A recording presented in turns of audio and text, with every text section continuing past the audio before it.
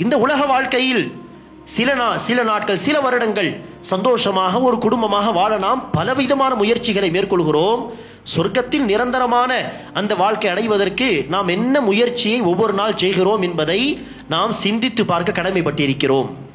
சுய பரிசோதனை செய்து பார்க்க வேண்டும். இந்த உலகத்தில் குடும்பமாக வாழ்வதற்கு சம்பாதிக்கிறோம், தனக்கு தேவையான பொருட்களை வாங்குகிறோம், வண்டி வாங்குகிறோம், மனைவிக்கு பிள்ளைகளுக்கு பிடித்த விஷயங்களை எல்லாம் வாங்கி தருகிறோம், வசதி வாய்ப்புகளை ஏற்படுத்திக் கொள்கிறோம். இது எல்லாமே உலகத்தில் சந்தோஷமாக வாழ்வதற்கு தேவையான விஷயங்கள். மறுமை வாழ்க்கையில் குடும்பமாக வாழ்வதற்கு நாம் என்ன செய்கிறோம் என்பதை நாம் சிந்தித்து பார்க்க வேண்டும். அதற்கு நாம் செய்ய வேண்டிய விஷயம் தான் என்னது? அல்லாஹ் சுப்ஹானஹு வ தஆலா தஹ்ரீம் அத்தியாயத்திலே சொல்வது போல், யா அய்யுஹல்லதீன ஆமனூ, நம்பிக்கை கொண்டவர்களே, கூ அன்ஃபுஸகும் வ அஹ்லீகும் நாரா, தன்னையும் தன்னுடைய குடும்பத்தினர்களையும் தன்னுடைய மக்களையும் நரக நெருப்பிலிருந்து பாதுகாத்துக் கொள்ளுங்கள்.